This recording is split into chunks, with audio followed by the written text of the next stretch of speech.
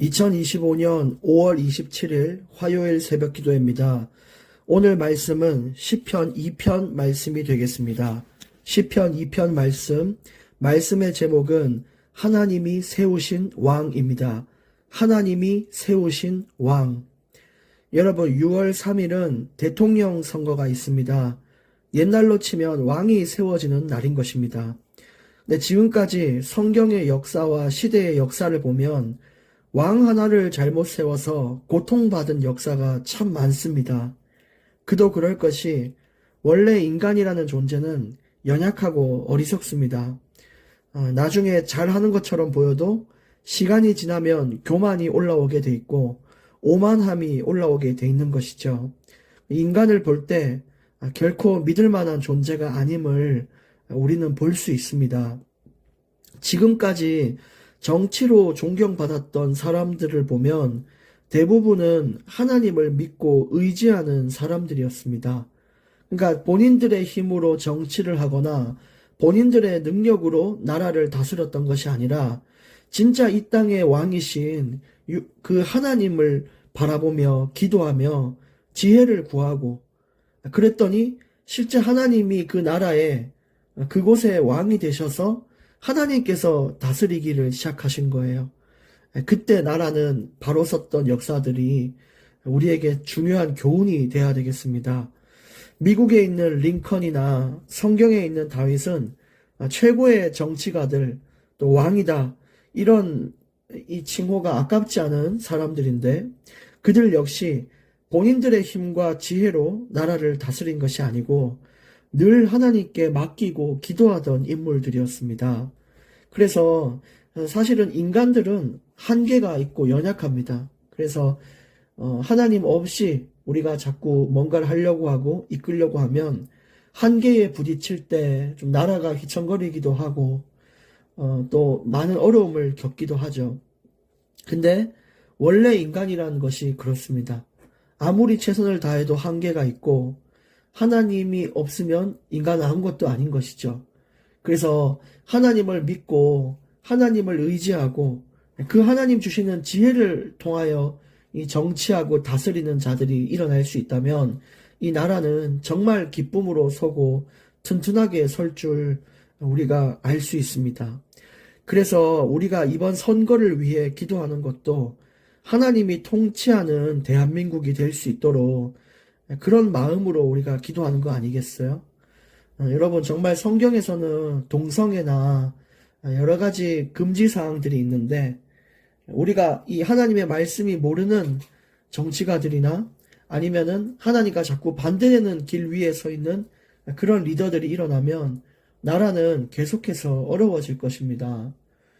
그리고 나중에 되면은 정말 안전하지 못한 나라가 되는 것이죠. 아마 개하고 결혼하는 나라가 되고 동성애의 결혼을 허용하고 이런 나라가 된다고 상상해 보십시오. 성경과 반대되는 일들이 자꾸 일어난다고 생각해 보십시오. 정말 예배드리는 걸 탄압하고 기독교인들을 비난하는 그런 나라가 된다고 생각해 보십시오. 가면 갈수록 시대가 어려워질 것이고 나라가 어려워질 것입니다. 오늘 그래서 시편 2편 말씀은 뭐냐면 2편의 말씀은 그 어떤 나라의 왕이 세워졌을 때 불렀던 노래입니다. 왕의 대관식 때 불렀던 노래라는 것이죠. 근데 그 깊은 의미가 말하는 바는 뭐냐면 그 나라에 진짜 이 땅에 이 세계의 진정한 왕은 사람이 세운 왕이 아니라 예수 그리스도 하나님이 세우신 그 왕, 그분이 이 천하 만물의 진짜 왕임을 담고 있는 것입니다. 그래서 우리가 이 사실을 알고 내가 왕의 옷을 입고 살아가지 말고 진짜 하나님이 원하는 하나님이 세운 왕, 그 예수님을 인생의 왕으로 모셔서 사는 인생, 그것이 얼마나 중요한지를 보여주고 있는 것이죠. 2편 1절 말씀 보겠습니다. 어찌하여 이방 나라들이 분노하며 민족들이 헛된 일을 꾸미는가. 여기서 말하는 것은 진짜 왕이신 예수님이 오셨을 때예요. 내가 하나님의 아들이고 구원자다 라고 얘기하며 이 땅에 정말 유일한 왕이신 예수님이 오셨는데 사람들은 그분의 통치를 부정하고 죽이려고 했습니다. 네가 무슨 하나님의 아들이냐? 나는 너 필요 없다. 그냥 내가 살던 대로 살면 되고 내 경험, 내 지혜대로 살면 되지. 필요 없다. 너 없이도 잘 산다. 이런 식의 사람들이 예수님을 죽이고자 했습니다. 2절에 가시면 세상의 군왕들이 나서며 관원들이 서로 꾀하여 여호와와 그의 기름 부은 자를 대적하며, 심지어는 어떤 사람들까지요? 세상의 군왕들, 이 왕이라는 사람들, 세상의 지도자들이 먼저 나서서 예수님을 부정하고 그렇게 기름 부은 예수님을 대적한 거예요. 십자가에 못 박고. 헤롯 왕은 심지어 예수님이 탄생했다는 소식을 들었을 때 이제 누가 예수인지 모르니까 2살 이하의 2살 아래의 그 남자 사내 아이를 모두 죽여라 라고 얘기할 만큼 자기의 왕의 자리를 내어주기 싫어서 유아 살해를 지시하기까지 했어요. 그만큼 사람들은 자신의 왕권을 내려놓기가 어렵고 자기의 인생을 다른 사람에게, 다른 이에게 맡기는 것이 그렇게 좀 자존심 상하는 일이에요. 근데 우리가 예수님을 믿고 사는 것은 자존심이고 뭐고 필요 없습니다. 왜냐? 그분이 진리고 그분이 생명이고 길입니다. 그분을 믿어야 우리가 살 수 있는 것입니다. 근데 그 사람이 살궈주는 것에 무슨 자존심이 필요합니까? 그리고 예수님과 우리의 수준 차이가 얼마나 나는데 그 앞에서 자존심을 부리겠습니까? 근데 이 헤롯 왕은 참 어리석죠. 죽이면 자기가 영원히 왕이 될 것처럼 느꼈지만 가짜 왕은 영원히 가짜 왕인 거예요. 여러분, 예수님은 진짜 왕으로 이 땅에 오셨습니다. 그분을 내 인생에 정말 이 운전대를 붙잡는 왕으로 나의 삶을 인도하시는 내 삶의 왕이자 이 땅의 왕임을 인정하고 나아가셔야 우리가 온전하게 바른 길을 가며 생명의 길을 가게 되는 것입니다. 3절, 우리가 그들의 맨 것을 끊고 그의 결박을 벗어버리자 하는도다. 이제 그들이 하는 이야기예요. 예를 들어 이런 거죠. 여러분, 우리가 복음이 신앙생활 하는 것이 나에게 족쇄자 결박이 될 때가 혹시 있으셨나요? 이 예배 때문에 내가 뭘 못하고 내가 하나님 자녀이기 때문에 내가 행복한 이것도 못하고 말이지 하면서 뭔가 내 인생이 통제당하는 느낌을 받을 때가 있을 겁니다. 하나님의 말씀이 내게 족쇄고 나의 자유를 방해하는 걸로 여길 수 있어요. 평소에 웃고 즐기던 어떤 행위가 있는데 말씀에서 그게 잘못됐다고 얘기하니까 뭔가 나의 인생이 통제당하는 것 같고 마음이 어렵고 내 뜻대로 안 되니까 화가 나고. 근데 그런 것인데 군왕들이든 사람들이든 전부 그렇게 생각해요. 그래서 예수가 와서 이 땅의 왕이라고 왔는데 우리 인생을 자꾸 결박하고 우리를 매고 있는데 거기서 우리가 벗어나자. 왜 우리가 저 예수님을 따라야 되냐? 우리가 우리 스스로 살면 되지? 라며 예수님의 통치와 말씀이 우리 삶에 개입하는 것을 떨떠름하게 여긴다는 것입니다. 그때 4절에 이런 인간들의 발악을 보고 하늘에 계신 이가 웃으시며 주께서 그들을 비웃으시리로다. 이런 인간들의 생각이 얼마나 어리석은지 하늘에 계신 하나님께서 웃는다는 거예요. 너무 어이가 없어서 그래 한번 해봐라. 참 웃기다. 니들의 인생이 어떻게 되는지를 봐라. 그래서 5절에 그때의 분을 발하며 진노하사 그들을 놀라게 하여 이르시기를 내가 나의 왕을 내 거룩한 산 시온에 세웠다 하시리로다. 그러면서 뭐라고 얘기해요? 내가 니들이 진짜 니네 인생 왕인 것 같지? 니들이 투표해서 뽑은 왕이 진짜 왕인 것 같지? 그거 아니라고. 뭐냐? 나는 이 땅에 진짜 왕을 세웠다. 시온이라는 것은요, 예루살렘 성전이 있는 그 산인데 그곳에 누가 났죠? 바로 이 예수님께서 서셨잖아요. 그래서 하나님이 세우신 왕은 예수 그리스도고 그 예수 그리스도가 진짜 왕이다. 그렇게 얘기하는 거예요.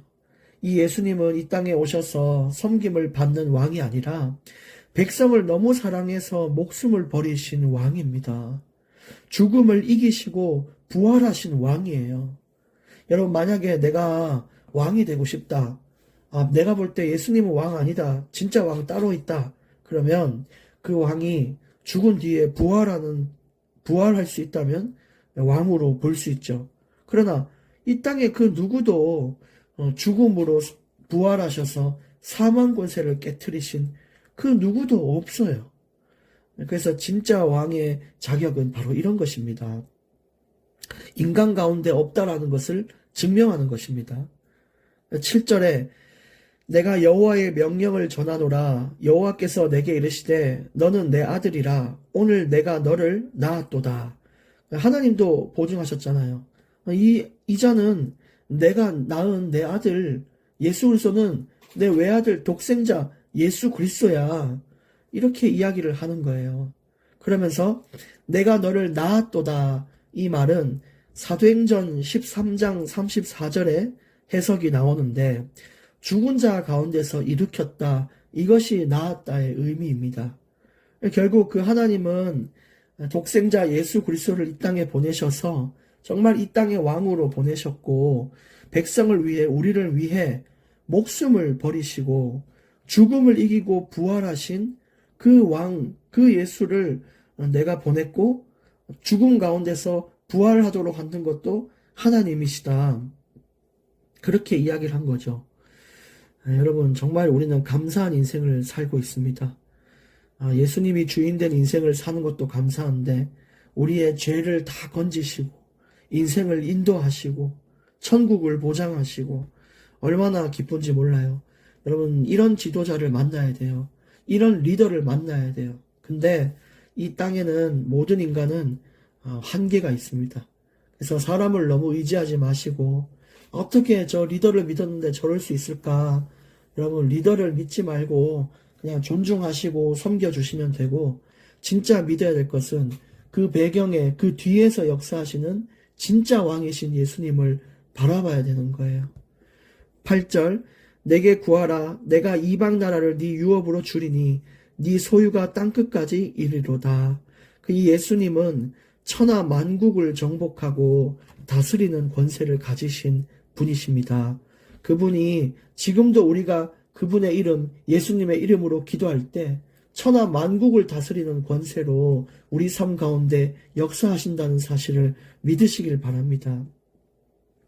9절에 네가 철장으로 그들을 깨트리며 질그릇같이 부수리라 하시도다. 이 철장은 새로 된 몽둥이, 지팡이 이런 거잖아요. 이것은 예수님의 놀라운 권세, 능력을 말합니다. 얼마나 그것이 강력한지요. 여러분, 질그릇이 얼마나 약한지 아시죠? 턱 치면 깨지는 게 질그릇인데 마치 이 세상을 심판하시고 하나님의 통치를 부정하는 자들을 깨트리실 때 그 왕으로서 권세를 가지고 세상을 심판하고 깨트리는데 질그릇같이 예수님 앞에 깨어지는 거예요. 그 어떤 강함도 예수님 앞에서는 강함이 아닙니다.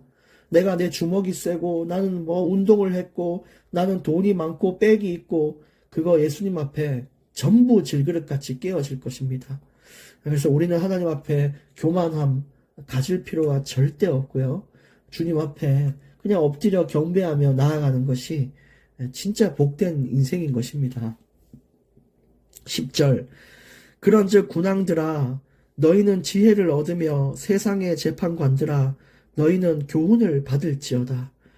그러므로 이제 하나님이 또 기회를 주시며 이야기하는 거예요. 그러니까 내가 앞에 이런 설명을 다 했으니 너희 지도자들아 너희 왕들아 너희는 지혜를 얻어야 되는데 앞에 말한 교훈을 잊지 말라는 거예요. 너희들이 잘해서 세운 것도 아니고 너희들이 대단하다고도 여기지 말라. 하나님의 그 인도 아래에 너희들이 세워졌고 또 너희들이 주인공이 아니라 그 위에서 역사하실 예수 그리스도가 진짜 이 땅의 왕임을 이야기하고 있는 것이죠. 11절 여호와를 경외함으로 섬기며 떨며 즐거워할지어다. 진짜 왕을 섬기고 경배하라라고 이야기하고 있습니다. 또 무엇을 즐거워합니까? 앞으로 그분이 행하실 일들과 그분의 다스림을 믿고 즐거워하라는 것이죠. 저와 여러분의 인생을 인도하실 그 놀라운 통치를 기대하며 즐거워하는 날이 되기를 원합니다. 그런 인생이 되기를 정말 원합니다. 그리고 오늘 마지막 12절, 그의 아들에게 입맞추라. 그렇지 아니하면 진노하심으로 너희가 길에서 망하리니 그의 진노가 급하심이라. 여호와께 피하는 모든 사람은 다 복이 있도다. 입을 맞춘다는 의미는 이스라엘 사회에서 뭐였죠? 존경을 의미한다는 것입니다. 그러므로 우리는 예수 그리스도를 존경한다는 것은 그분을 따르고 그분을 닮는다, 이런 의미가 있어요. 존경합니다, 이 말은 저도 당신처럼 살고 싶습니다, 이런 말인데, 우리가 예수님처럼 그 마음을 품고 살기를 원합니다. 그분의 희생, 그분의 책임과 그분의 지도력과 그분의 통찰과 분별력, 이 모든 것들이 우리에게 있으면 참 좋겠죠. 근데 우리가 그분께 입맞추지 아니하면 길에서 망하리니 진노를 피할 수 없다라고 얘기합니다. 그러므로 여호와께 피하여 복을 얻는 자가 되어라 얘기하는 거죠. 그 복 자체가 뭐냐면요, 여호와께 피하는 게 그냥 복이라는 거예요. 여호와께 자비를 구하고 도우심을 구하고, 하나님 여기 있습니다, 예수님 내 삶을 드립니다, 이렇게 맡기며 기도하는 자가 복이 있는 것입니다. 그래서 오늘 결론의 말씀은 왕이신 예수님을 인정하고 나의 생각을 멈추라입니다. 오늘 내 인생의 핸들대를 내가 잡았는데 이 핸들을 내가 잡지 말고 예수님이 잡도록 그렇게 하시고요. 배로 치면은 배의 키, 이 핸들 돌아가는 방향을 예수님께 맡기시길 바랍니다. 정말 그분만이 리더가 되길 원하고, 또 우리나라에 세워질 이 리더들과 정치인들, 또 우리 삶의 곳곳에 우리가 접하고 있는 리더들이 있는데, 그들 가운데에 계속해서 하나님이 세운 예수님을 왕으로 믿는 자가 일어나도록, 그런 리더가 일어나도록 기도하십시오. 그래야 이 나라가 바로 설 수 있고 우리가 속한 모든 현장이 바로 설 줄로 믿습니다. 네, 기도하겠습니다. 하나님, 오늘 주신 말씀 중요한 교훈을 주셔서 감사합니다. 하나님, 우리 인생에 내가 왕의 옷을 입고 살았던 많은 날들, 또 수시로 10분 초마다 내가 왕이 된 현실 앞에 서 있는데, 이제 계속해서 모든 시간 속에 예수님이 나의 왕으로 모시고 인정하고 그분을 붙잡는 삶이 날이 갈수록 더 많아지고 더 깊어질 수 있도록 인도하여 주시옵소서. 그래서 나중에는 나의 모든 인생이 온전히 예수 그리스도께 붙들린 바, 메인 바 될 수 있도록 주께서 인도하여 주시옵소서. 예수 그리스도 이름으로 기도합니다. 아멘.